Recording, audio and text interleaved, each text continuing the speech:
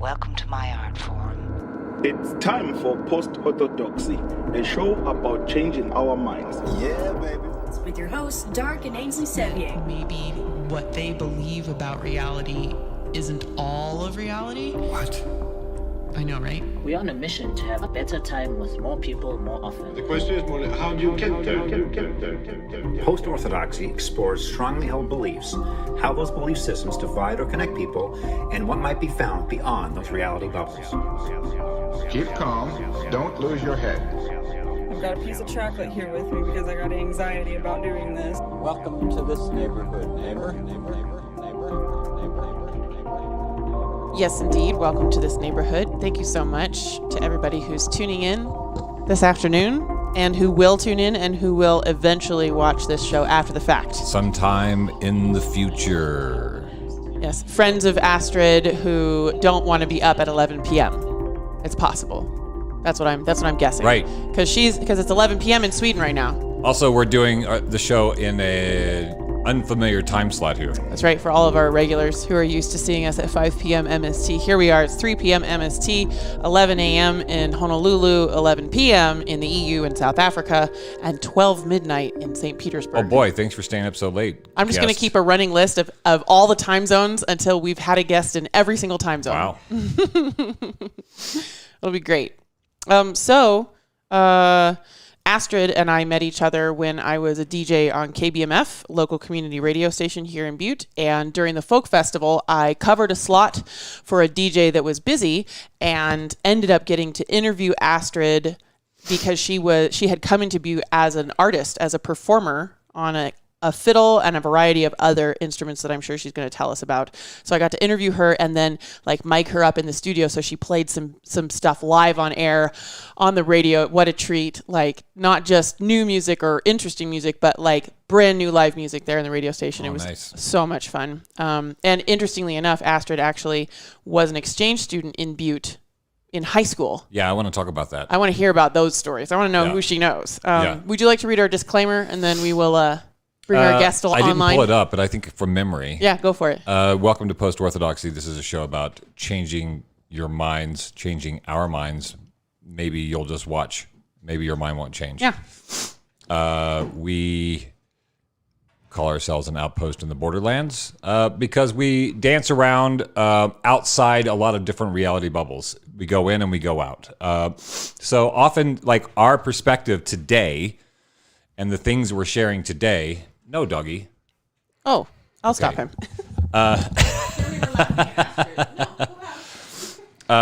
May not be our opinions tomorrow. So we range around a lot and we look at a lot of different modes of interpreting data and the world. And so sometimes our perspectives change. So the views that we have today may not be the views we have tomorrow.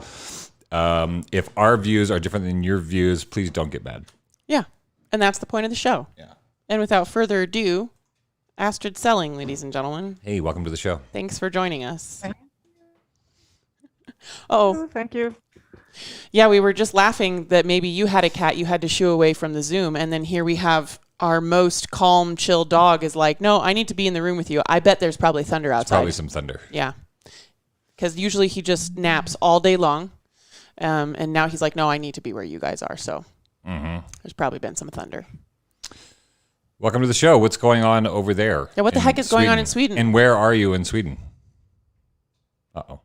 Where am I? Can you hear me? We just have to make sure everything's working. I can hear you great. Thanks. You hear me great. Good. Well, I'm on the very, very south coast of Sweden, or the east-south coast, because the very south is what it's called Skåne, which some people know about, where Malmö, and that is across from Copenhagen. But I live a little bit more up on the southeast coast, and we usually joke and say that this is the Sweden's Alabama. And then everyone goes, yeah. What does hillbillies in a way? What's a hillbilly? Swedish hillbilly? What's a Swedish hillbilly like? No, I think they are a little bit like not the developed hillbilly tradition like it is in the States, but it's I mean, when we say that, it's a lot because we didn't have like any universities for a very, very long time, like forever. We got it like in 1993. So it's you always left this area. If you want to go and have some kind of education somewhere, you leave. So this is what happens that we have like very, very few people between the age of like 18 and 30, because then they return and see the value of the living in the countryside and all the perfect archipelago we have and everything. Dave Goodwin's wondering if you're talking about it's Malmo. kind of interesting, but it has changed. Is it Malmo? No, Malmo is our third biggest town, so that is actually part of the like a big, and also it's the half of it is Copenhagen. So I'm not talking about Malmo. That's where I work actually, but I'm talking about Karlskrona. You know about the not Russian but actually Soviet submarine that got stuck in 1981 on a island. That's embarrassing for Russia. You've heard about that one? Yes, it was a while ago. Yes. Yeah, and it started this whole like submarine chasing that was going on for ages and ages. Which is kind of are they still doing that? Submarines? Yeah, are we still like chasing each other around in submarines? Sure. I think Russia hasn't been this active for a very long time as they are now. So you can neither confirm nor deny. You're getting I don't know. Oh, well, I come from military family, so I know some, but they will never give me any details. But I mean, it's nowadays the techniques and the technology. I mean, the technology is much more developed, so it might be not these kind of a regular submarine chases as it was before. Are you very far from the coast yourself, where you're living? I live 50 meters from the coast. Oh, how nice! So like 30 miles. How many meters are in a mile?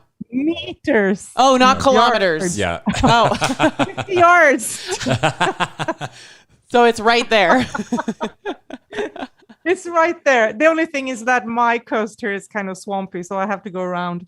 So I do have to go like 400 meters to go down in the bay to take a swim or take a boat or something. Yeah. And what's the water temperature so I like? practically live in the archipelago. Taking a swim in Sweden sounds scary to me. I'm gonna pull up my Fahrenheit like to Celsius right now. At the moment, actually, we had this. You've heard about the terrible storms they had in Belgium and Germany, and the whole cities just disappeared.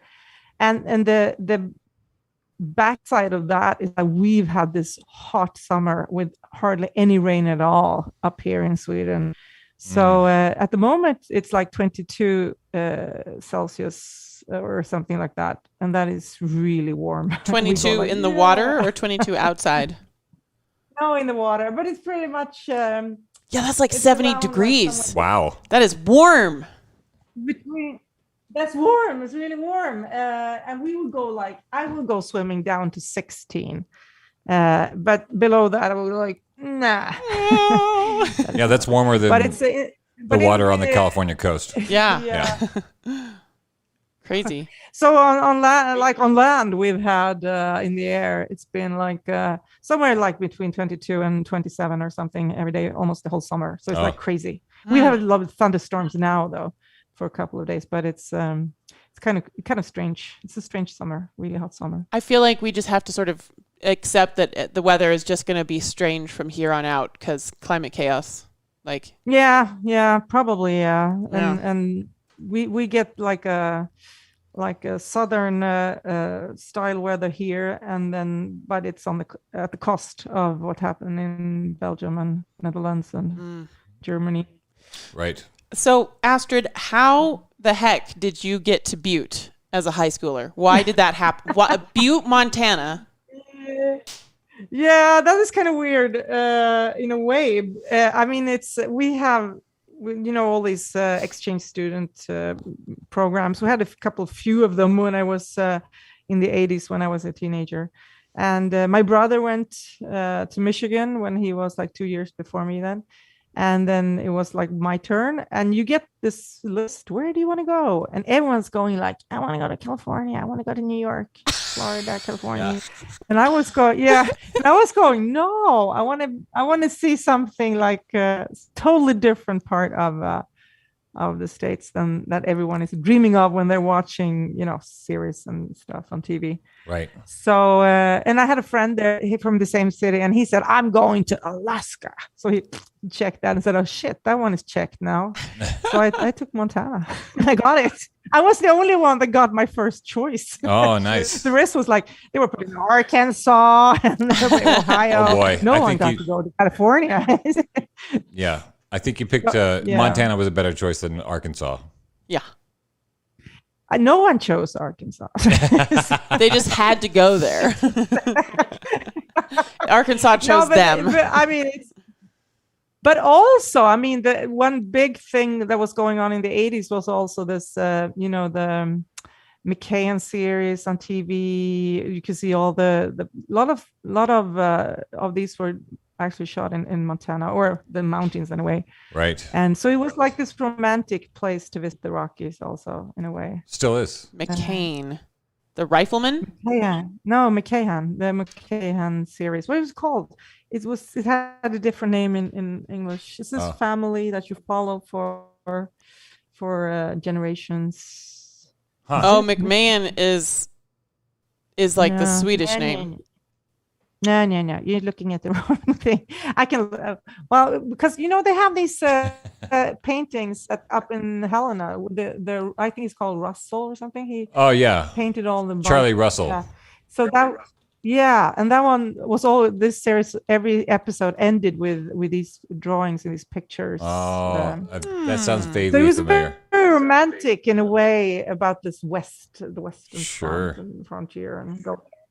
I feel like most of the people that I know from overseas who have come to Montana, it's been because of some like movie or book portrayal of like the Wild West. Yeah, probably. Yeah. So sort of like a romantic picture. Yeah. So you picked Butte, Montana, and then what was your first impression when you came here? I'm sure the town was very different when you got here than it is now. Wow, she didn't pick Butte. It was kind of a shock though, because I didn't pick Butte. I picked Montana, and then I picked Butte because there was someone else in my year there that went to Sweden, but she went to another town in Sweden. So this, the program, the system where you swap around.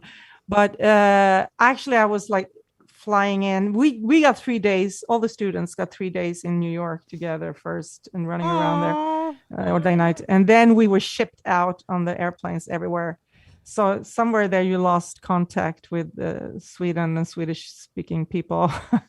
And when I can't remember though going there, but I probably have to change airplanes like 3 times or something. Sure. And then when I flew in, and it was like, there was this guy sitting beside me on there, and he was, "Oh, what are you gonna do?" "Oh, I'm gonna be an exchange." "Okay, where in Butte?" "Oh, did you know they closed the mine this year?" Oh. What does that mean? That means that everybody's out of a job, and there's so much booze going on. People are so miserable, and it's like, shit. Oh, thank you. And then we flew in, and then it was like, what? This is just brown. And you can see like the mountains on the side where you see like the pine trees, and it was green far away, but just Butte was just like desert. Yes, and it's barely recovered. It's still recovering. Yeah, but I think it was different. The tallest tree wasn't even taller than me when I was there, because they were so like really trying to get some green back into the town. It was probably worse than in the 60s or 70s, and they really tried to turn it around because the trees were actually 2 meters high.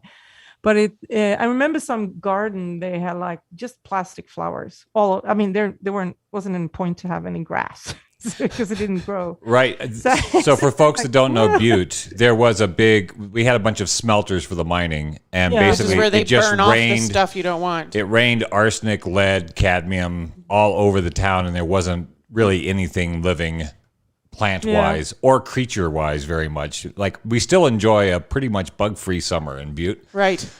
For better or worse. Yeah. So you got to come the summer the mine closed. Wow, what a time to come.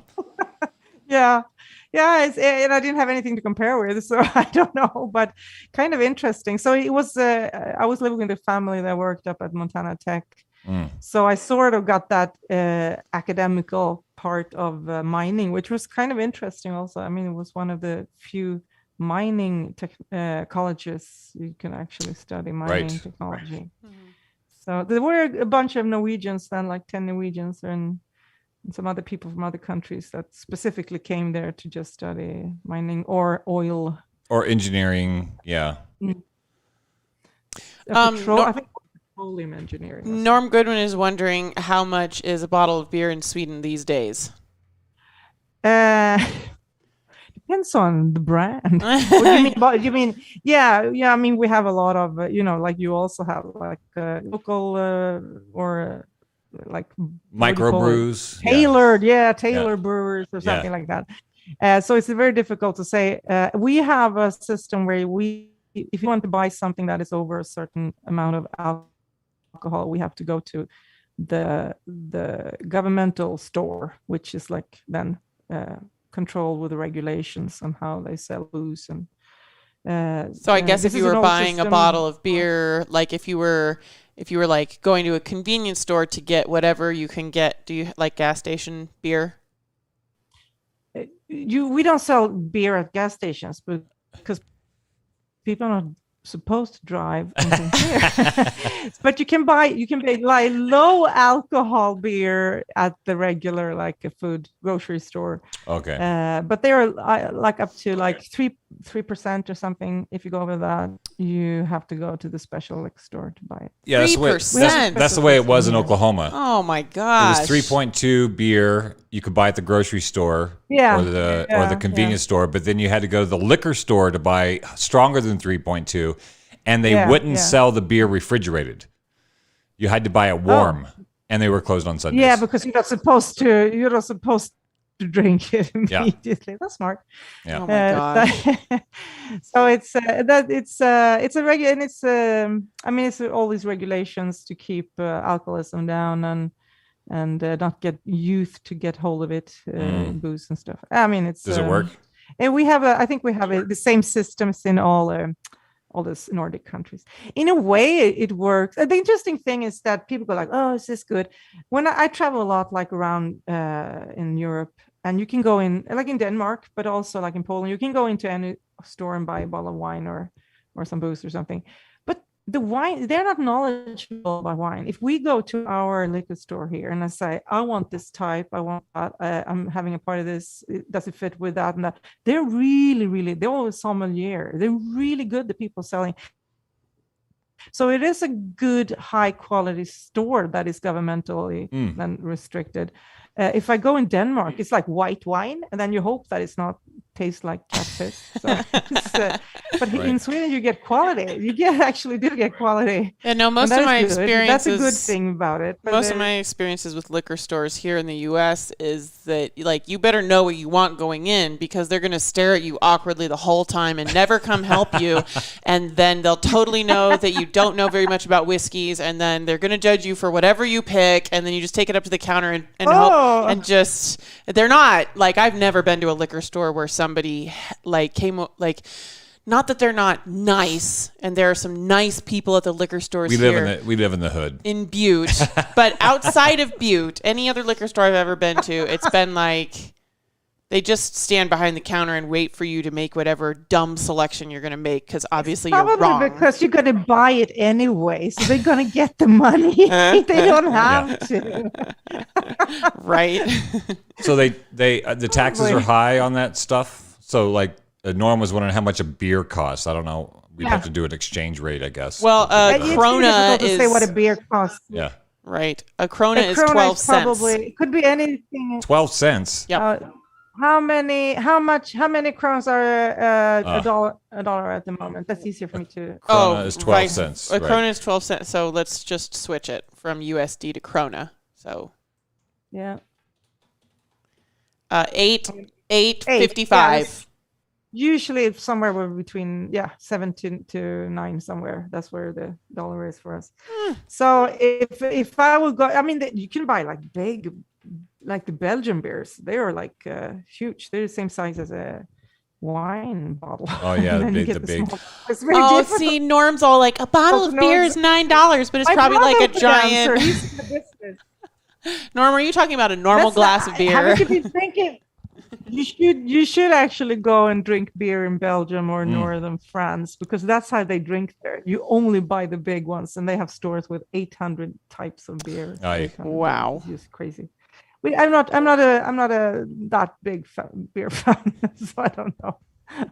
I'd buy champagne. Yeah, I'm not a big beer person either. I'm not very good at telling people like the broad spectrum of beers.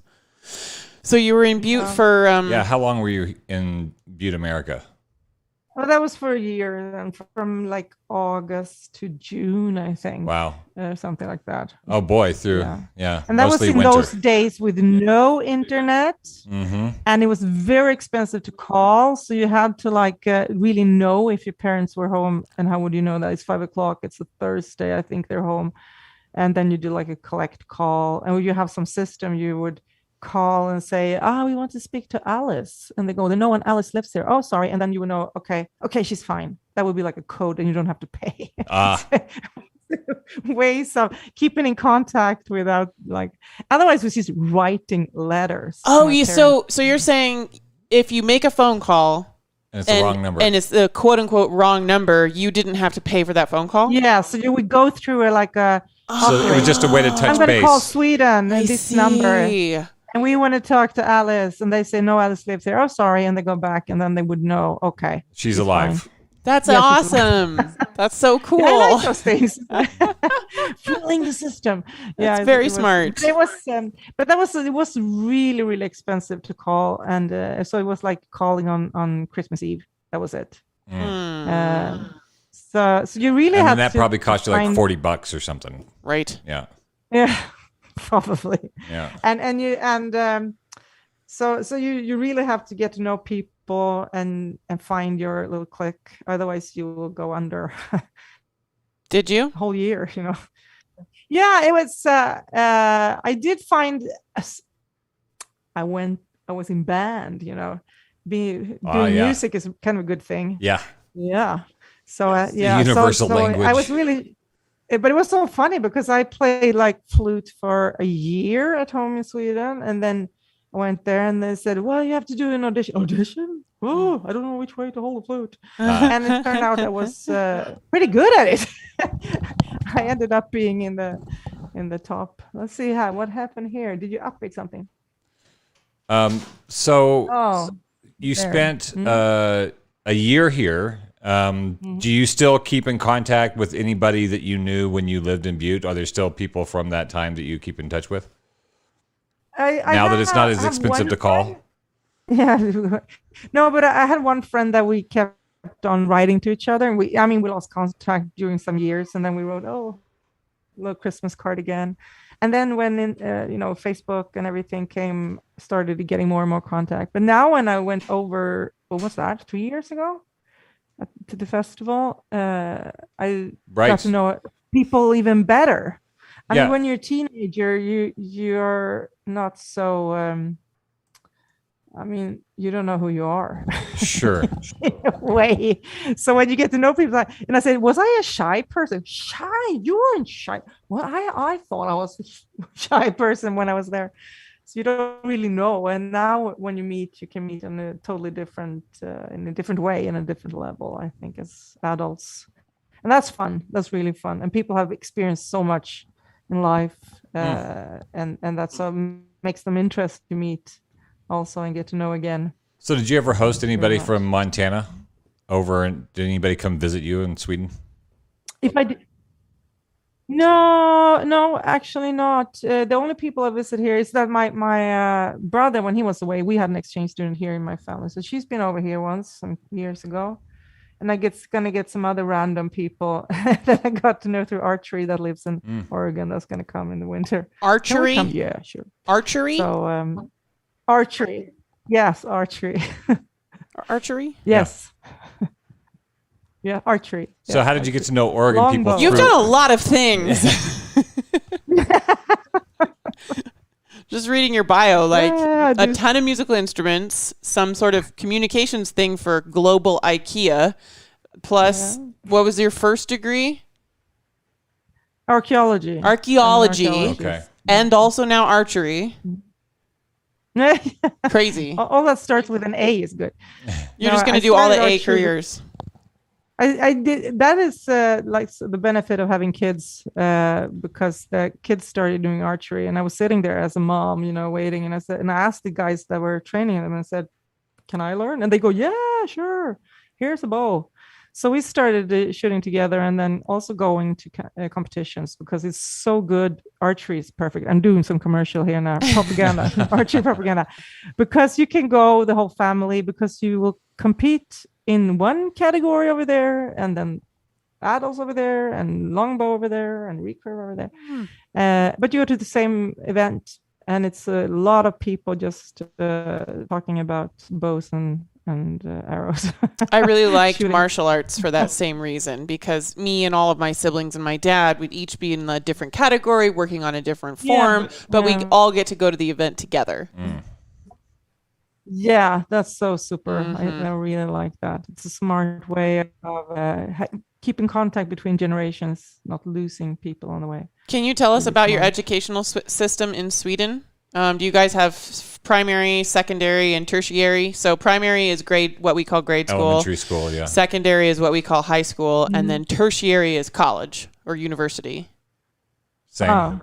We have here, first of all, we have lågstadium, that's the 3 first years, like one first, third, and then we have the middles, which is 4, 5, and 6, and then we have that junior high school then, which is 7, 8, and 9, and then you go to gymnasium, which is then senior high school. But we also have something called preschool, which starts before you're 7 years old. And that has been because we have a very developed daycare system, because we need everyone to work. We're only 10 million people in this country.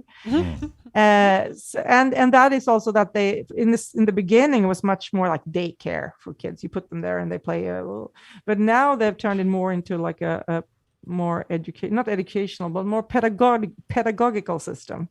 That you actually have some when you're there, you're supposed to learn to interact and do things and be creative, and so it's more. It's still the parents can choose how long they are there. They could be there for 3 hours or 5 hours, but it's a much more thought through program for kids under 7. Developmental. Yeah. I think it's. We were really careful on shows the one for our kids here, went to the different daycares and asked them, people working there, but they are all connected to the community. We did have one that was sort of like, we call it like a parent cooperative. So you can start your own parents. You will still get like a sum for every child from the community into that sort of then private. So every child in Sweden has the right to meet other children in a group. So there is that's a legal right. That's a legal. Are you saying that's a legal right to get daycare? Yeah. So I have a right to have friends. You have a right to have friends, and that was a big discussion when my kids were small because then it was like when you get the second child, should the first child, which might then be 2 or 3 years old, stay home with your mom? And they go, yeah, because it's so good and super. Well, is it so good? Because the mother will be there breastfeeding all day or just trying to get some rest or whatever. It's not that much fun because you have to leave your friends. You've been doing with your friends for a year, and then suddenly now you got a sibling that can't even talk or walk, and you're gonna spend some quality time with that person. So there was a big discussion. Should you be able to stay like 2 hours a day and go and meet your friends? Seeing the children, that they also create connections and networks that are their own. It's not me as a parent I don't decide on who they should connect with or who's going to be their best friend. You're talking to America, so we're one of 2 countries that did not sign the UN Declaration of the Conventions of the Rights of the Child. Yeah, what's the other country that decided? It's like the U.S. and like Zimbabwe or something. Yeah, Convention on the Rights of the Child. The UN Convention on the Rights of the Child. I know it was not signed by the U.S., and we're going to find out. We don't agree with children having rights. The U.S., We're like Somalia, and South Sudan. Somalia, South Sudan, and the U.S. have all decided that children don't have rights. Nope, only parents. Yeah. and it shows. And it shows, yes. It shows. It's kind of interesting because to me, it's a very much clan thinking. Like we live in the same hut. Yes. And not individual thinking. Like this is persons. So you're saying we are in the same hut also, but both. So in Sweden, you're saying there's like the family bond and the family bubble and the family thing, and then there's also your individual rights. Yeah, there's a double way of thinking about. So nice. Like being. We don't have that so much. It's like both of them. No, kids. There is this interesting chart where. Sorry? No, I was just going to say kids barely have rights in the U.S. even when they're like 45 and have their own children. Their parents, it's still like, you're still sort of beholden to your parents' identity and feelings a lot of the time. Yeah, I think we've discussed with you before. We're still beating our kids over here with impunity, so. It's but it's I think it's very human to want to belong and want others to belong to you. I mean that might not even be possible to erase completely if you wanted to. But it's when you use the system and live through your kids, I think that's a huge problem actually. Boy. Yeah. Yeah. I agree. Yeah. So we really enjoyed having you be a regular commenter. Back when we were 4 to 6 on Sundays. When we were doing 4 to 6 on Sundays. Yeah. During that time, because suddenly Sweden was in the news at the beginning of the pandemic, because there was a lot of talk about Sweden being the control subject. Like every nation went down into lockdowns and all these various policies, and Sweden didn't. And so it was like a scientific petri dish where people were looking at Sweden saying, well, they're probably all going to die because they didn't lock down everything. And there was because it's really difficult to get accurate data without bias. There were very big news reports saying, yes, it's horrible for Sweden, and simultaneously the same reports coming out saying Sweden is the example for the planet. It's horrible. They're dying. They're fine. It's amazing. Yes, we should all be following Sweden. Yeah. And then it was interesting to watch that dance. So now that the dust has settled, suddenly people stopped talking about Sweden. So what happened? Did everybody die and you're the only survivor? Or I'm the only survivor. That's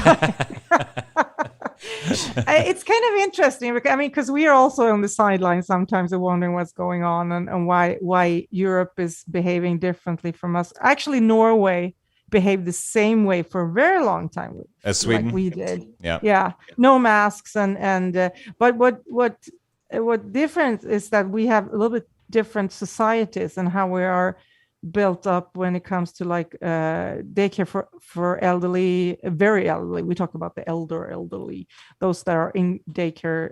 Okay, daycare, we call it care centers or care homes. Yeah. Right. Mm-hmm. Yeah.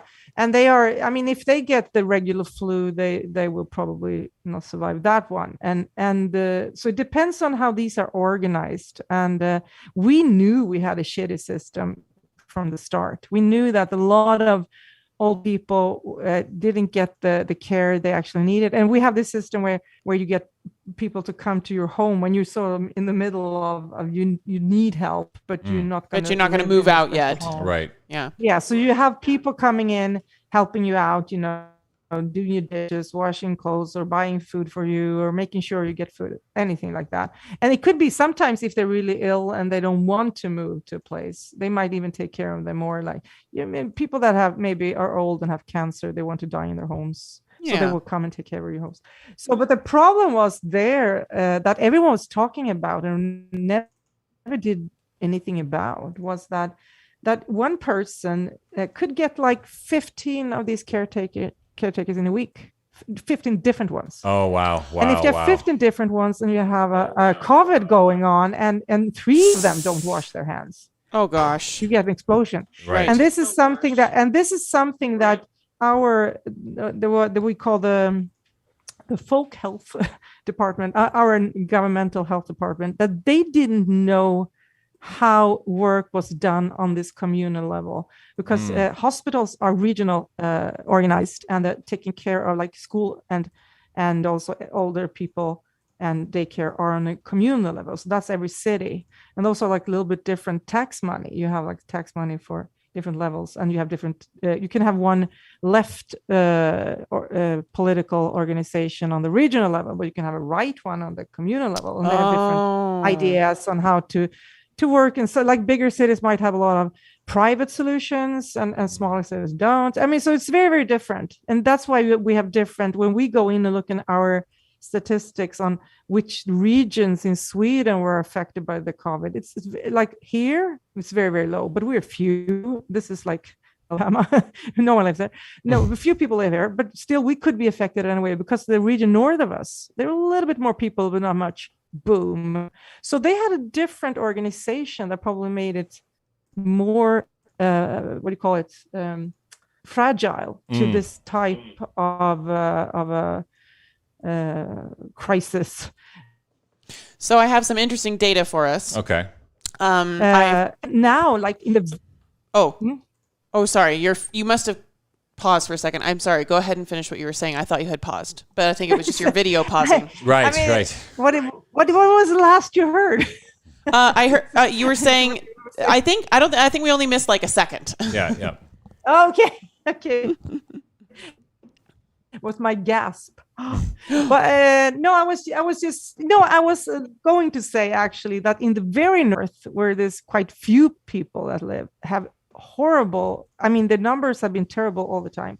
And then going, why? And that could be the way they are more reluctant to following the restrictions that we actually have. It could also be that they have big industries in the north, where you have a lot pollution. Of people coming in from Norway, Finland, Russia, Poland. So, and they go back and forth, and they're allowed because then they get like a work permit. So they have a lot of people going in and out, and that's why they have higher numbers. So it's I mean, statistics, but also interesting thing. There are, I can talk forever about this, and my friends go, stop, we don't want to talk about COVID anymore. We do. But it's but I mean, one thing we should talk about is the masks, why we don't have that restriction on, and the other one should be also and what was I sort of lost how much of a lockdown did we actually have? Because that picture is not really clear either, and I have, working in my field, I have a totally different picture than a lot of other people on our lockdown. We're interested in talking about it because to do an autopsy on the way different people handled this story. And over time, we should be able to go back and look at the different parts of Sweden, the different parts of the U.S., different countries, and figure out through some data what to do should something worse happen. Right. Like, luckily, did this we virus handle this wasn't as bad as what a lot of people thought it was going to be. We thought it was going to be really deadly. It's turning out it's deadly, but just it wasn't. Yeah. It wasn't the worst case scenario that was painted in the beginning. It wasn't a zombie apocalypse. But if we did have the worst case scenario, if a virus came that had the profile that they were afraid of, we might want to go dig through the data and see what to do and how to do it correctly. And we should have some good numbers. So I was curious. That's why I was following Sweden for a lot in the beginning, and then other things happened, and we stopped talking about COVID because we lost half our friends. So now what happened? Like, it would be nice to. So yeah, you found some data on. Yeah, I'll just do a brief interjection of some numbers, and then I want to hear about Astrid's experiences of masks and lockdowns versus our experiences here in the U.S. of masks and lockdowns. Because that was the story: is if everybody wears masks and shuts down and stays home, fewer people will die. We'll stop the spread. That was the thing. Right, that was the thing. So, so it's a chart that I can't show you guys on the screen right now, but I'm looking at a comparison between deaths per 100,000 in the U.S., India, Israel, Sweden, and Norway, just as my control sample groups. And basically, it's these 5 countries doing. Here, I'll do it this way: doing their like spike, oh my god, and then de-spike, and then spike, oh my god, and then de-spike. And so the initial spike is March, April. when 2020. 2020, and then everything goes down over the summer, and then it spikes again in January, February for all of these countries, and then India just recently had a big pop, but their big pop is like this big compared to like the normal spikes everybody else was having was like this big, and then that's just over the last 2 years. So it's basically like everybody's following the same basic as it travels around the globe. People are getting it. The comparisons that I looked at is you can look at ncov2019.live, or you can look at John Hopkins for these numbers, or you can look at the CDC for these numbers, or the WHO for these numbers. But basically, health organizations all over the planet have compiled how many people. Oh, not that. How many people got sick? How many people tested positive? Right. How many people got sick? And how many people died? Right. And those are three different numbers, and they tell us three different things. And then you can look at how many people got sick over a certain period of time to get different sorts of information. So these are all different ways you can look at the same elephant and get a different story of what's going on. But I just looked at raw numbers, percentages. So in Sweden, 10 million people, no, 1 million people had a positive test. Total of all the medical institutions in Sweden that have compiled data, there were 1 million positive tests. Now, an interesting piece of information is there have now been more positive cases in Montana than there are citizens in Montana. That's because we did, yes. So Montana has continued to count but they up. go test themselves several times. Yeah. So they're but like that annoys me because I feel I don't know how I feel about that. But so Sweden had about 1 million positive tests. That doesn't mean 1 million people were sick or that 1 million people died. So 1 million positive tests out of the 10 million people, and I put those exact numbers into this percentage calculator that I have. So Sweden had about a 10.7% positive exposure rate, positive test rate. Of all the testing that was done, how many of those came back positive? About 10.7% of the population. Okay. In the US, about 10.5% of the population. So about the same. About the same, okay. Pretty much about the same amount of the population. Does that mean that we tested at the same rate, or how? Where does that? So per million. This is so another thing. Let me just compare. All right. So in Sweden did 11 million tests so far. So I could go away and compare how many per million tests Sweden did, right? And the US did 517 million tests. So Sweden has tested their entire population with a few extra. The US has tested a time and a half of our population. That's how many tests. That's how many tests they've done. Right. So we only have 331 million people in the U.S., but we've done 517 million tests. You're talking about no, we've done just tests. We've done 517 million tests. Yeah, because when we were working for we were being tested twice a week for 6 weeks. Three times a week for 6 weeks. Little tiny plastic pine cone up your nose. So the other, I'll just share this other data, and then we'll go back to I want to go back to Astrid. Because that is something that I think differs from like here, our major guy at the health department, he said that there's no point in doing tests if you don't have symptoms. So there's a lot of tests that we haven't done because there's no point. Yeah. So it's very difficult to compare countries because if and also like I have musicians that have been going down to like Switzerland, they will have a test week, and then they have to do 2 days before they leave, and then when they get there, they do tests. So they've been like, I've been tested 1,000 times these 2 weeks. Right. And that's just because they're going on a trip abroad during the spikes. Right. So it doesn't really, I don't know. It's very difficult to compare how many tests. I think it's more interesting is like, how well did they do? Yeah. How many ended up in hospital, and could we take care of them? Right. So do we have enough? The other percentage comparison is 0.14% of Swedish citizens died. 0.14% of Swedish citizens have died so far. Okay. As a COVID listing. Yeah. And then 0.18% of U.S. citizens. So like. So we fared worse. Barely a little bit worse. Okay. 0.18 in the US, 0.15 in Sweden. And deaths as COVID deaths. Okay. So far. So yeah, that was the scary story that we heard, that Sweden wasn't doing the very valuable things that we were doing, which is lockdowns. So it should have been way worse for you masks. guys. And so that was the story, is that Sweden, because they didn't do what we were doing, we were going to watch the wreckage, and apparently they did better than us. And your spikes were around the same time as our spikes as well. Right. Yeah, and then this is what they say here all the time, is that we go in different phases, and we might be in a low in one region and it goes high, and we could just expect a high one later because we didn't get the first. But the very south in Malmö, that region actually had low all the way, and that is something they don't know why, because it's a fairly big city, over 500,000 people. They have areas where people live very crowded, like low budget living, where they think that people will get more infected, but they didn't. They got the same numbers as everyone else, even lower than Stockholm and Gothenburg. That was a number. So that's very interesting. It's very unpredictable. Yeah, we were looking at homeless numbers in the U.S. in the big cities, and people were expecting that the homeless people should have been dropping like flies, annihilated, and they had a lower rate. The homeless population, actually, their chances of dying were lower than other folks. Yeah, interesting. Weird. But anyway, it's interesting with talking about lockdowns and masks, because there were very, very clearly communicating here why they chose not to, first of all, do a lockdown where we're supposed to lock ourselves in for weeks.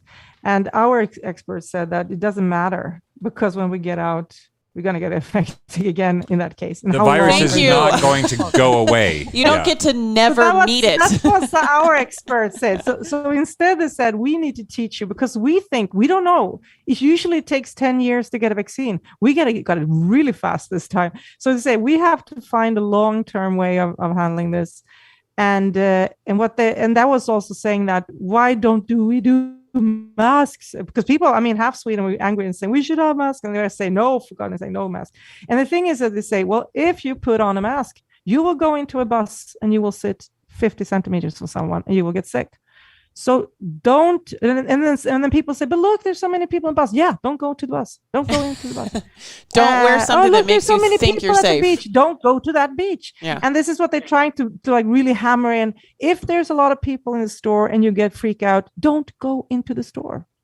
And this is what they told us all day. If we start telling people to wear masks, people are going to get close to each other. And they said, this is not what you're going to do. And that's also, and this is where we couldn't stop anything, is that they said that you have to, you're not, we had for a while there in the winter, then in January, you weren't allowed to be more than one person at a time.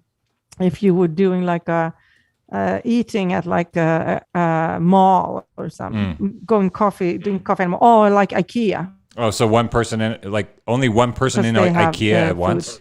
One person at every table. Yes, I have a friend that they sleep together in the same bed. Went to IKEA, they sat at different tables, and they go, we're on a date. So it was kind of funny.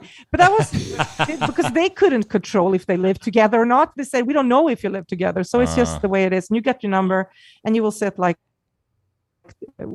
or 1 meter from your friend that you weren't allowed to be. And then suddenly they say, no, now we all sit 4.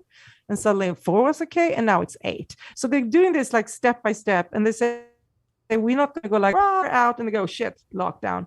They just opening it up, and they said, you have to be aware, we're going to open in 2 weeks. But if the numbers go bad again, we might not go to that and open up. So they have this way of giving us a little bit more. And the reason to do that is to keep the hospitals from getting overwhelmed. Right.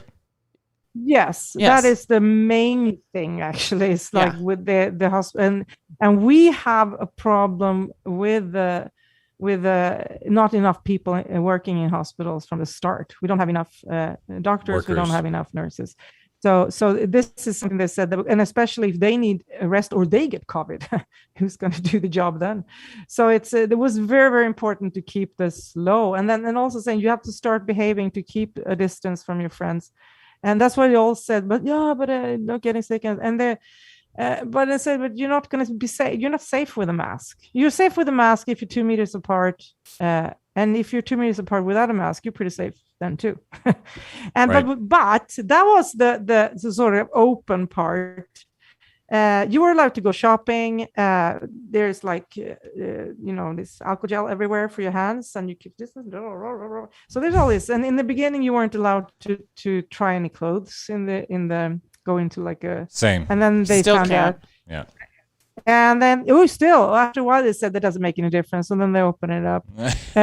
We've known since like last April that it does not spread through surface contact, and yet we still have a bunch of this weird no dressing rooms so they noticed that this is not that's not it is the coughing and like a noticeable spitting, aerosolized droplets. Yeah, and this is also what our expert says, because everyone's going, "Oh, it's airborne," and he says, "Not technically. If like measles is airborne, right? If you go into a room where someone, like in a hospital, sitting in a waiting room with someone with measles, everyone in the room gets measles.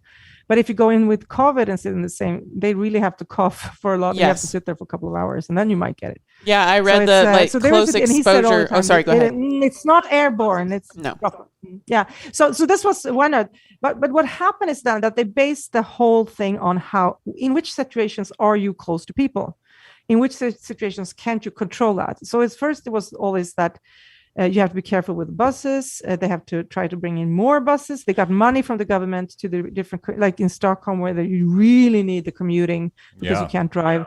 So they got more money into the community to get more buses in. So you will have few people on the buses. So that was like one solution. Or people started biking and using the bicycles and get fit. That's amazing. Started walking. I had a lot of people that in Stockholm, they got like, I'm walking to work every day. It's 5 kilometers. It's okay. I like walking. I have good shoes. So people sort of got used to it also. But then they got tired, of course. Half a year later going, they don't care. But anyway, all these, it's restaurants, it's where you're drunk, clubs, it's concerts, it's galleries when you have like art, blah, blah, blah, because people mingle. So this is where our lockdown was very, very heavy. Is that because I work with musicians and support freelance musicians, they got nothing. They're like, everything stopped. And the problem wasn't that you could arrange some kind of a COVID safe concerts, actually, if you take measures. You like walk in, you can take people in, like someone will come, you have to be there at 8:30 and you have to be there at 8:40. And I mean, you could actually get people in a good way. But the people arranging the concert said, no, we're not going to do it. So even if there were audience and musicians, no one would arrange it because people. Yeah, and then also that we have a lot of those people arranging music and theater here are like volunteer organizations, and who are in those people over 65, and they locked themselves in and said, we're not going to go out. And this is also where the lockdown was in Sweden, that if you were over 75, you were told not to go. No one would shoot you if you went out, but but I know people got a little angry when a person was like 75, 80 in the stores, like, why are they here? They're old and fat. That should be at home. They should use the service for delivery. Like actually protecting the people that are at risk rather than making everybody do the same thing. What an interesting idea. Yes. Norm Gowen brought up the point that we don't know the difference between Sweden and the USA as far as more obesity goes. Top comorbidities. The top comorbidity is obesity. So like in the US, for the top comorbidities for COVID is like obesity, diabetes, heart issues. Yeah, right. And then all your autoimmune things where you're already inflamed for some reason. But obesity is way up there. So that's going to have a big effect on the numbers. If you have a high population of obese people, you're probably going to have a maybe that coastal town that had really weirdly low numbers is a very active town because they're all exercising on the coast all the time. Exercising on the coast. Yes. swimming. Yeah, stuff. we have fewer people that are obese here in the Nordic countries. We do have some. I mean, it's getting worse here too, but not as much. So that could be a reason. Was there a lot of rancor? Like in this country, the trying to have a healthy conversation around contingencies, plans, various models that are working or not working, to even have those discussions in this country. We got kicked off the radio for trying to have that discussion. Maybe lockdowns aren't the thing everywhere. And we lost a lot of friends because of that. Was there something similar? Because the mask, not mask thing was very severe in this country. People it became a dividing line like Republicans and Democrats. People just said, forget it. If you have that other stance, you're trying to kill me. Or if you have the other stance, you obviously are a sheep who's going to let the government roll over and kill us all. So it was really divided. It didn't have anything to do with medical. It really felt political. And it caused a lot of community, friendships, families to disintegrate. A lot of relationships. Weird. Was it anything like that in Sweden? No, nothing. We are, first of all, we are a country, or I should say all the Nordic countries are very, like, we trust our government. We think that they are doing the best for us. How nice. How nice for you. Well, you were very well informed. And we have, of course, we do criticize, and also, I mean, the media or like journalists might criticize the decisions, but I mean, there's a discussion going on. Oh. It's not like everyone's saying, yeah. So there was no discussion going on here. But still, like we had in the first half year, I think there was a like what do you call it?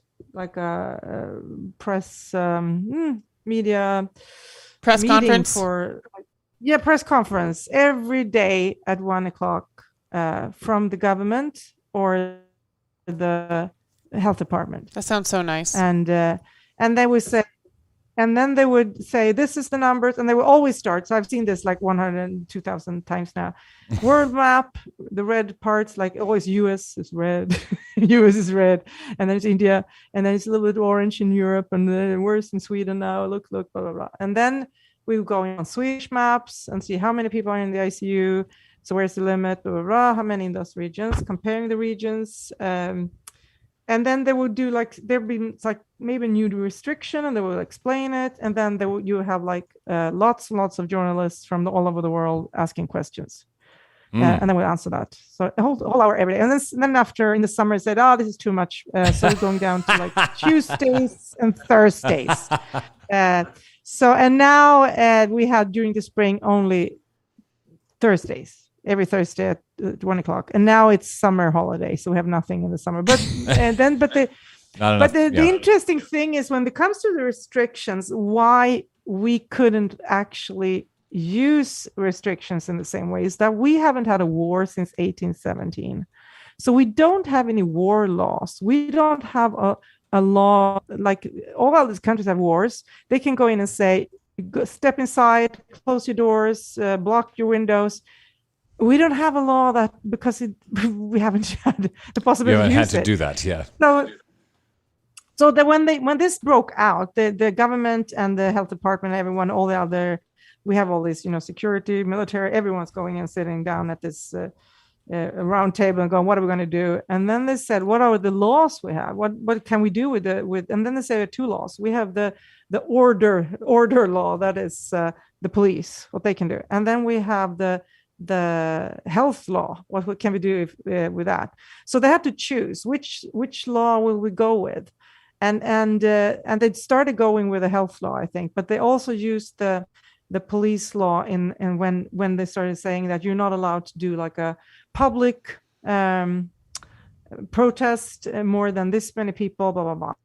That's so amazing that you're privy to all of those details. It's so amazing that like you as a citizen feel involved when you talk about like we decided that we were going to do this kind of preschool program for our kids. Like that's just nuts. We don't have like we get to decide things for ourselves. We have the premise that we do. Yeah, we all think that if you feel like being politically involved, then you vote for a representative and then hopefully they'll do the thing that they told you they were going to do when you voted for them. But there's no like we the people decided on this. Or even being involved in how the government decides they're going to do things for you for your own benefit. Like you're so much more clearly informed about the scientific facts around SARS-CoV-2 than most of the people that I know here in the US on any side.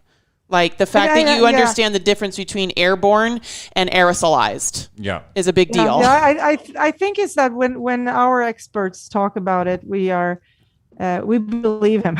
Well, but they're talking to you. Right. But also, we're just getting scare campaigns. And it's so interesting when you sit there and you watch. They do go live on YouTube. They go live on their homepages, and they go live on everywhere. I can as it should be. Step into any channel, and then I can watch the press conference, and then I can watch the news, and then I can see maybe they twisted it a bit there.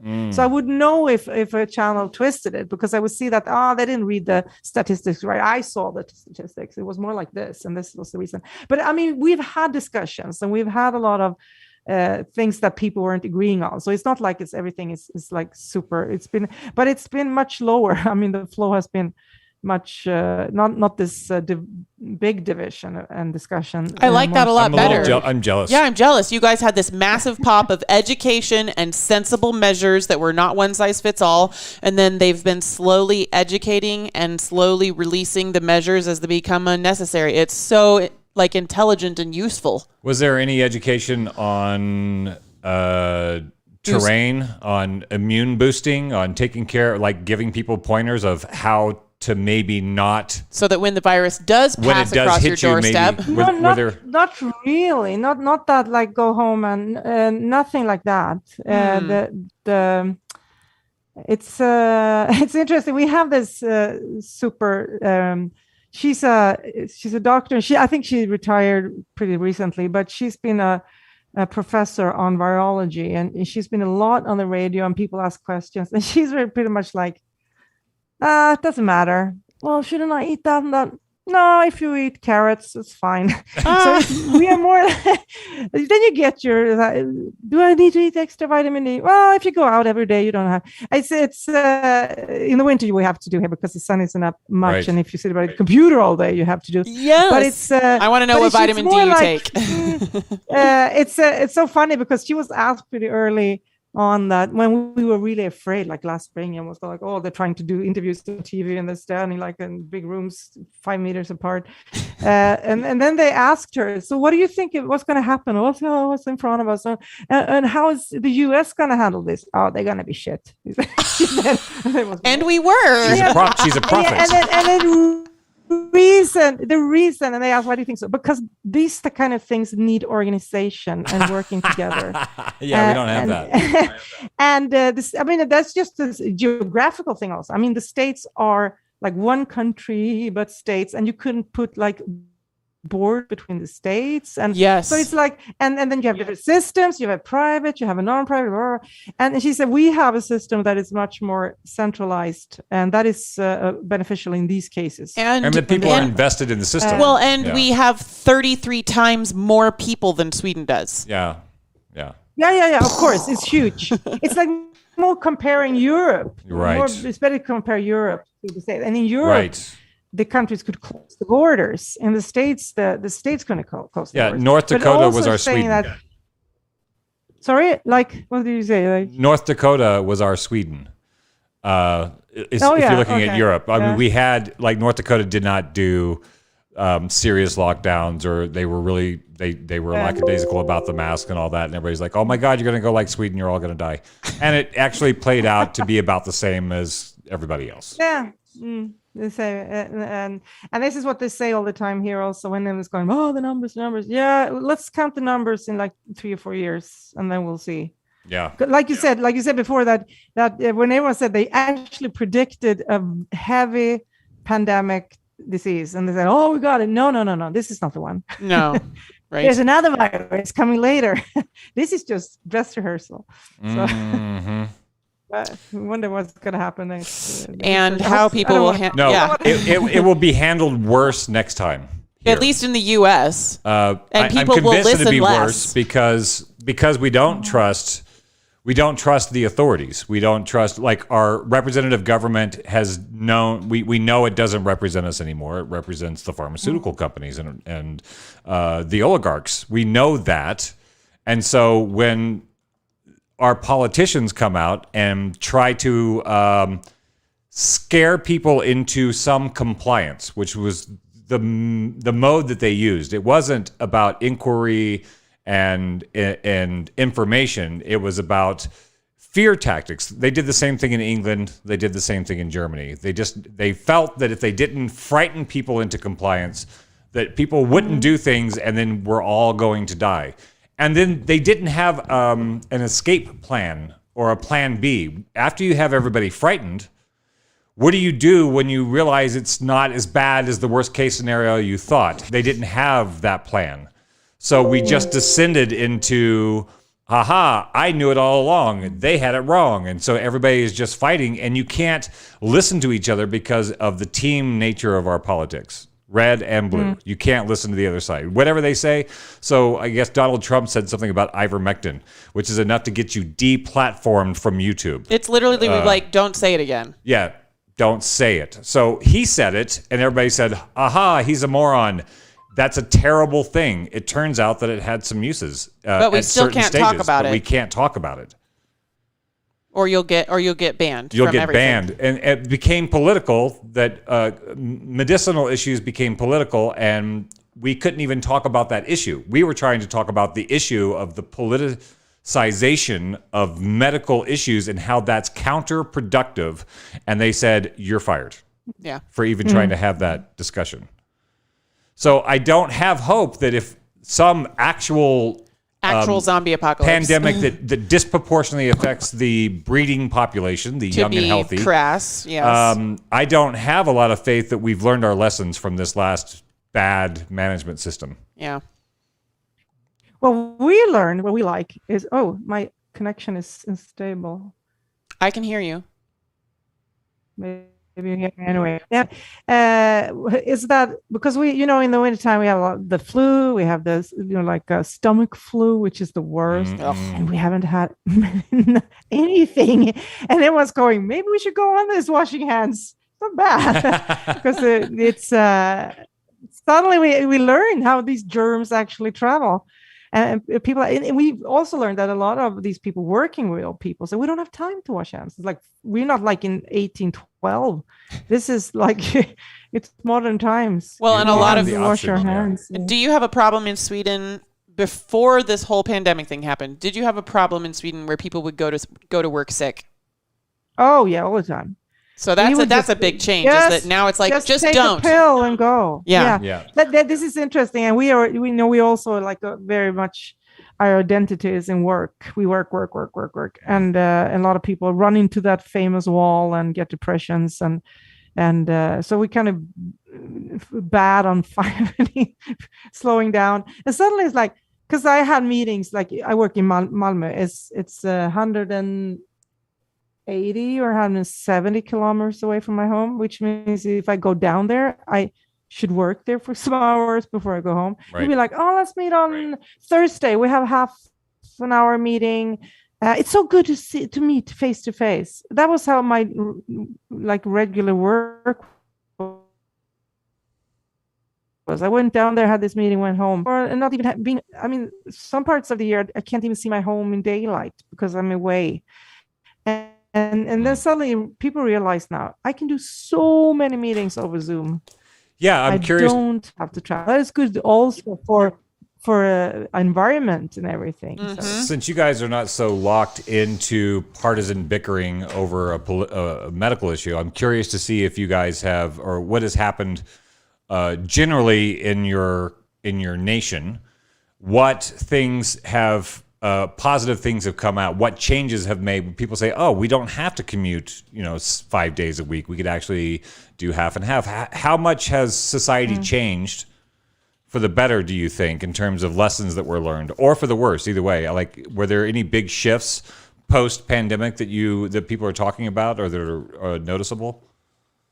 I think that is the biggest one, is that first, like, something we noticed a lot of people have been talking about, that is in my type of business where we work a lot with innovation and stuff, like, it's very difficult to sit and be innovative this way with a screen. So we work with all these digital platforms. Some of them are really good, like digital boards. You can add stuff together and work more. That works. I mean, it's okay, but there's something lacking in that way of working. Sure. And people are really getting back to that. But there are other meetings where this forum is actually much better than sitting in the same room. So I think a lot of people are talking that if I would say now I want to have that meeting on Zoom, people go, yeah, sure. Before, it was I would have a meeting in Stockholm and I have to drive with my car 120 kilometers, hop on a train for 4 hours, go and have a meeting for 2 hours, going back. Oh boy. Back all the way. Yeah. And it's like, I can't do this because I live in Alabama. It's on the wrong side. It's not on the line where the train is going. And it's and they go like, yeah, but it's so good that you're up here. Yeah, for you. For me, it's shit. And I've always been the one saying, when they want to have, can we have a meeting over there? No, I don't want to have a meeting there. And they go, but so they always, no, you drive to me. And now I'm going, do you realize? Yeah. So it's so that is, I can actually tell these people now, like, no, I don't want to do that. I want to have the Zoom meeting. And they go, fine. And that is a total different, because the people that didn't want to do that before were always seen as like not working enough or not being serious enough for the work. And so I think that one is a good one. People starting washing their hands is a really good one also. Yeah. And not going to work sick. But I'm also, I think it's also interesting with the vaccination, because we have very, very low numbers at the moment, almost zero. In my region, we have zero. But we're up on a very high level of vaccination. And the interesting when the discussions, or what I've seen internationally, is that I don't care if I get sick. Is that what people say? Like, right. And it's so interesting, because if you think that you belong to a community or some kind of structured system of people, and if we're trying to fight a germ or a virus, we have to see ourselves as a whole body. We need to vaccinate to stop the spread, because we have to go down so the virus is not popping around anymore. It looks like Sweden has vaccinated 6 million. It doesn't help that someone is saying, yeah, but I don't care if I die. Yeah, but then the system is failing. The system doesn't work. Well, so if you have some the mathematics, if you have societal cohesion, I think that's and you also have more transparency. You're able to have discussions about the vaccines. People can make informed choices. Unfortunately, because we're so divided here, if one political faction is pushing for vaccines, that means that there's a whole other chunk of the country that will resist them just because. Right. No, so, not because of any science. And Norm Goodwin asked, I think I said earlier, why is the U.S. government pushing the fear agenda, and what do you think the objective is? I have personal feelings why. I mean, I think there's a reason why England and Germany and the USA in particular used a fear agenda in order to get people to comply, which I don't think was very useful. It just actually created further divisions. I feel like, unfortunately, the U.S. and Germany and England, I think the reason they use the fear agenda is because it keeps people from actually talking about serious issues. We should have been having a discussion during this pandemic about universal health care. We elected a Democratic president, and that tends to be the Democratic, the base want universal health care. The majority of Americans want universal health care. If we're traumatized by manufactured fear, then we're not going to be able to have the discussion that gets us the things that we need and would make us feel less fearful, which is access to healthcare. We can't have a long-term conversation because we just have to deal with the horrible emergency right now. When you're in a fear state, it's just like, just got to deal with the horrible emergency right now rather than a long-term discussion of like, how do we make some gradual changes? So it's just kicking real choices that need to be made down the road for the ever-present fear of the day. I think it's the nexus of corporations, government, and media. I wish I had that card. There was a little meme that I saw recently, and I should do some research on it, but I think it's fairly accurate that half of the revenue for large media companies is the medical industry or the pharmaceutical industry. So when your media, the bread and butter for the people giving you news about a medical issue is from the people producing the things that you should buy. Making money, right. And the nexus of the government, like Fauci is invested. This is the thing that makes people suspicious. When financially invested. He's financially invested in these medical endeavors financially. So when you have the Surgeon General, what he's the head of the CDC. What's his job even? I think he's the Surgeon General. No, Surgeon General is somebody else. He's just Fauci Lord somehow. Fauci. Yeah, Lord the Czar, the health czar, Fauci. He's invested in the solutions that they're saying we should take, which make people. I think because we don't have a divide between our government and the corporate side, it makes people suspicious, and for good reason. He's the director of the U.S. National Institute of Allergy and Infectious Diseases. Okay. Yeah. Well, what we had here that was a big discussion was that we did not have a very active political. I mean, that the government didn't step in like in other countries, like having a press conference and the president or the president of some country. Like you had a lot of politicians going and say, "This is what's going on with the virus." I would go like, "What do they know?" It was an election year. Experts.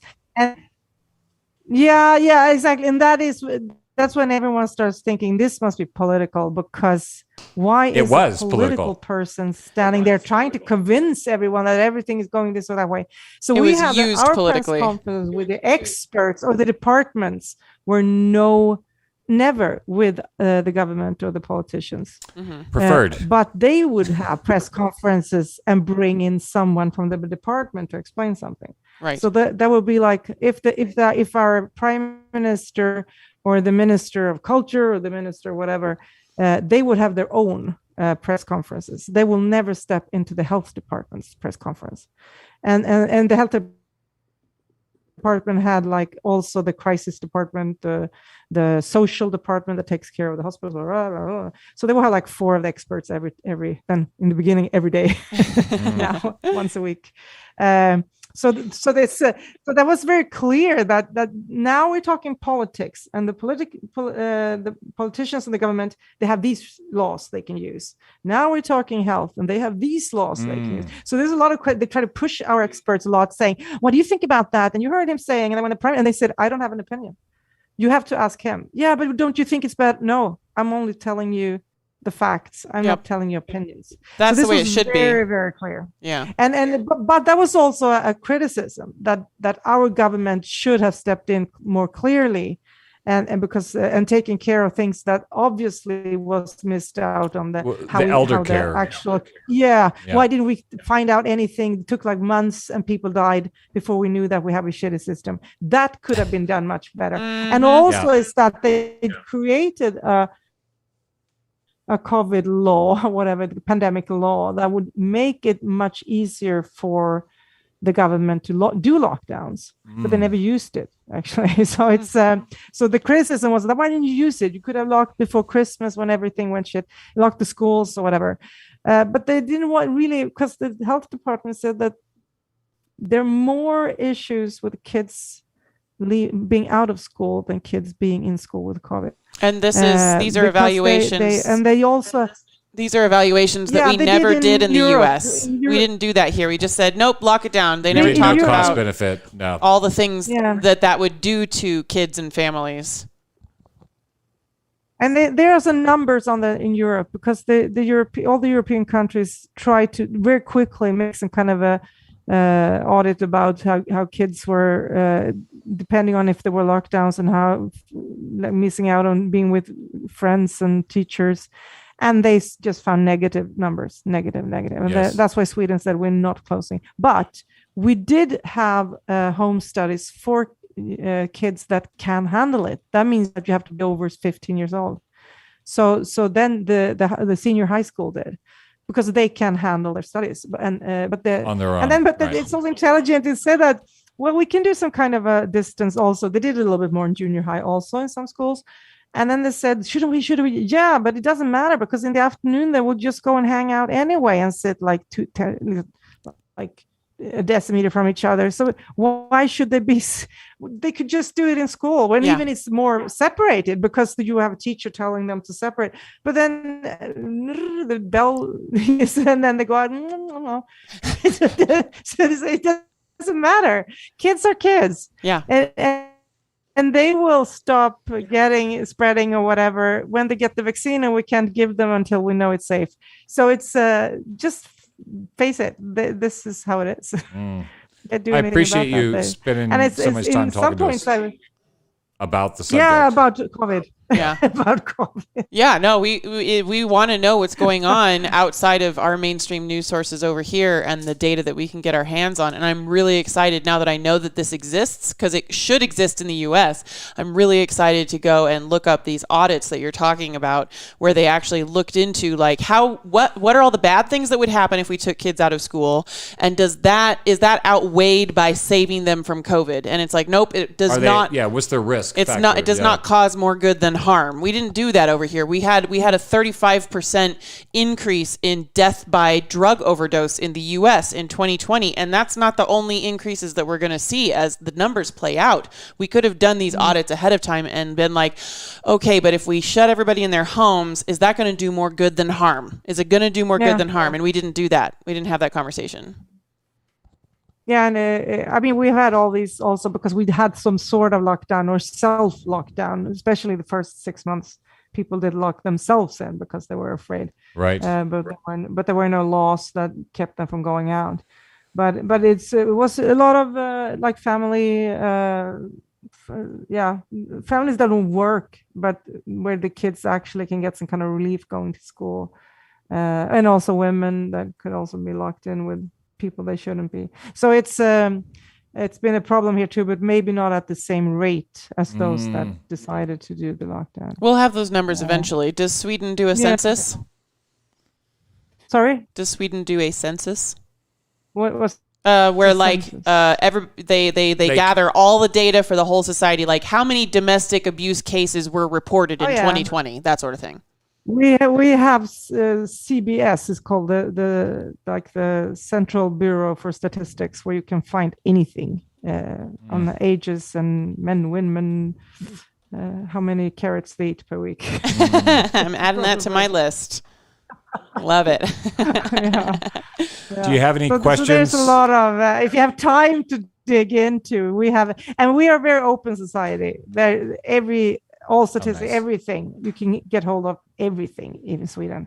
It's completely open when it comes to data, and it's supposed to. It's by law. We have one of the most oldest, what we call it, freedom of everything, freedom of speech, freedom of you can't just you can only close things that are like, if there's a crime, you can close the information because you need to investigate, right? Or there's a child that's been a part of it, then you can close the information. But otherwise, you can get almost anything. So it's that's awesome. It's easy to find. Do you have any questions for us about what's going on over here? Since got you on the line. How are you no, doing? I just mean How is it? No, but I'm a little bit curious that we hear that the numbers are going up, and is it due to Delta? But is it really, or is it very like in certain areas, or what? Or is it due to that people are not vaccinated, or what? Part of the issue is going up.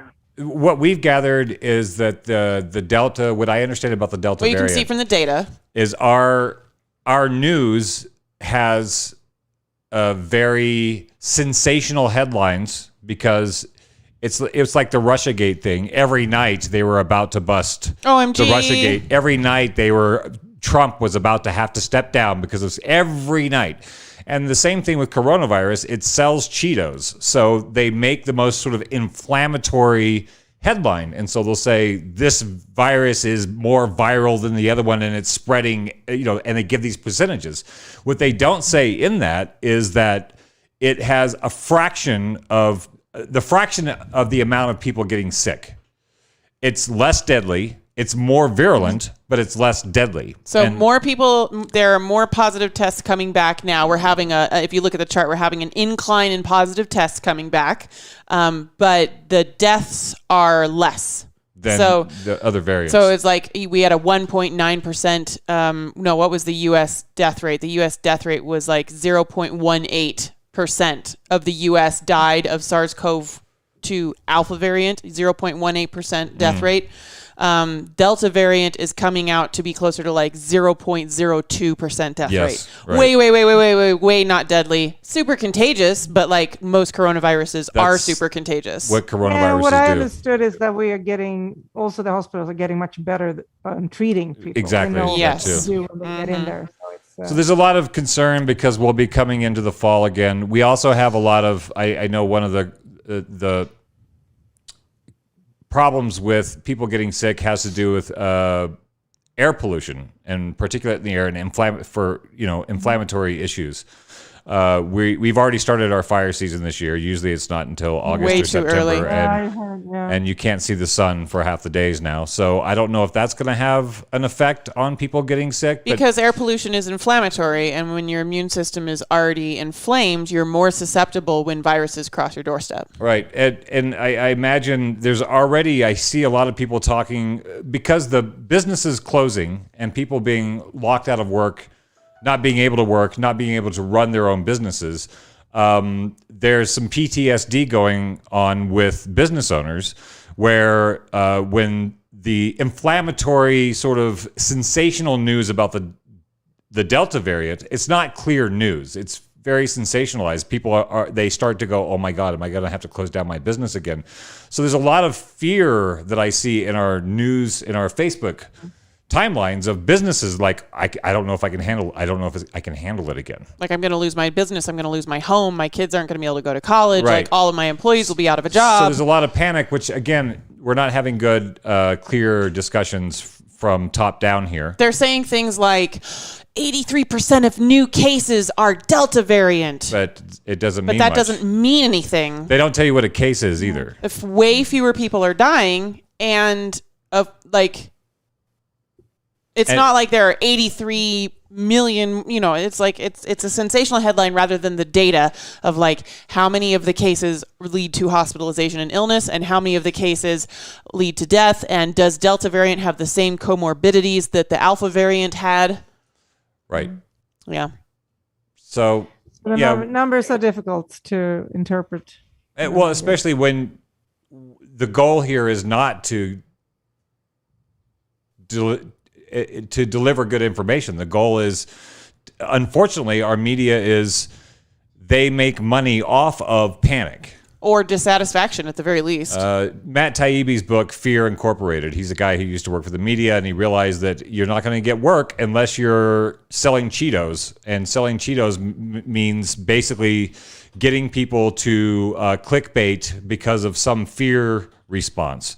So our news isn't here to give us good, clean information. The news is here to drive people to the commercials.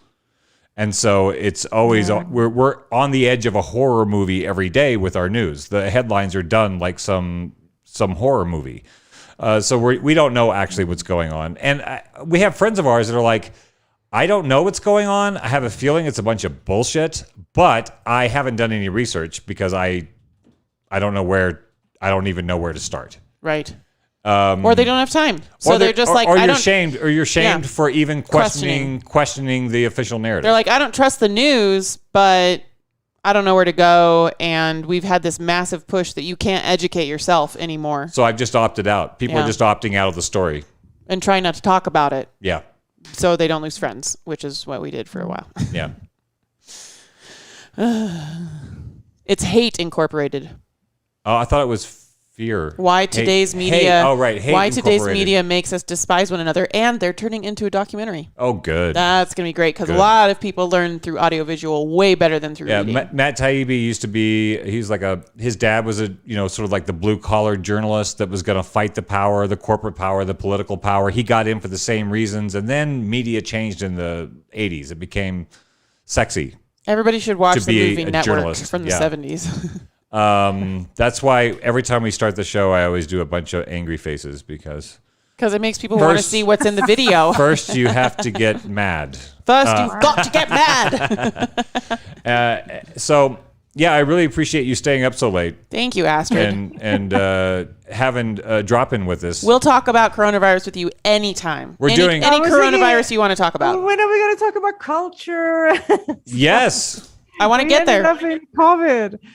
Like COVID and the weather. We are too traumatized to talk about culture over here right now. Oh, not us personally. We're in a Mad Max zone where culture is way down the list as far as our society goes, unfortunately. We'll have to have you back on the show again. It just makes us jealous when you talk about fine things going on elsewhere where people mutually regard each other. So. Are you wanting to stay up later, or is it bedtime? We try, at least. We always do, but we try. Yeah. No, but it's. I think we have controversies here, but it's not that heavy. I think that's the difference. It's a little bit light controversy. Norm Goodwin recommends Nightcrawler, the movie, which is excellent movie. It's a really great breakdown of the if it bleeds, it leads. Nobody wants feel-good stories because they don't sell. They don't sell. Yeah. Yeah. But that's probably news everywhere. Here we have what I trust here is the P1. It's called in Sweden the Program 1 Radio. They're really, really good reporters. They never give opinion. They only report. So, but then there are other shows you go like, a little twisted here and turn there and trying to.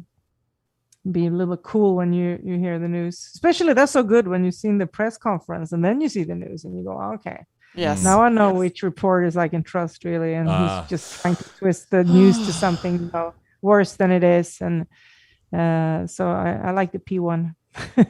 Well, thanks for all those references. Culture. I live in Orlando and we have this Mickey Mouse. In Sweden, we have this very, very strange tradition since 1964. And that is on Christmas Eve, which is our big day at Christmas. We don't, Christmas Day, we just lay around and eat candy. But on Christmas Eve, that's when we gather and do presents and everything. At 3:00, everyone sits down and watch Walt Disney cartoons for an hour. The same ones, the whole Sweden. Every year? All of Sweden. And it's the same ones every year. Funny. Oh, so it's a tradition. Yeah. Except for like, I'll take a nap while you watch Walt Disney. So it's we have Mickey Mouse is Christmas culture for us here in Sweden. We watch him every.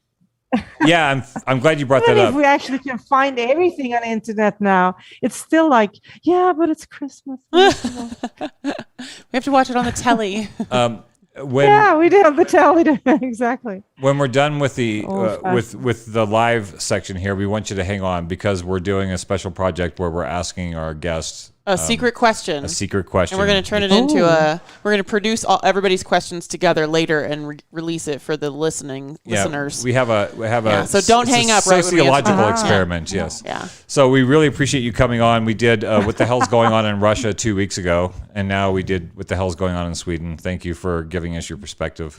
Yes, I think and we Germany's had What the up Hell's next. Going On in South Africa about a month ago. Mokai. Yeah. So next we're going to talk to somebody from Germany. Yeah. Friend of the show. Just keep working our way around. What the hell's going on in Germany? And we'll have to come back around to you at some point and talk more about arts and culture. Yeah. if you find some interesting topics, I will be here. Oh, good. Good. Thank you, Astrid. And thank you to everybody that tuned in, both of the Goodwins, Norm Goodwin and Dave Goodwin. Yeah. Both love Sweden, have been there, and the beer and etc. And thank you to the lurkers and our friends on Twitch and YouTube and everybody in the future. Future viewers. Yes, we love you guys. All right, we'll see you on Monday.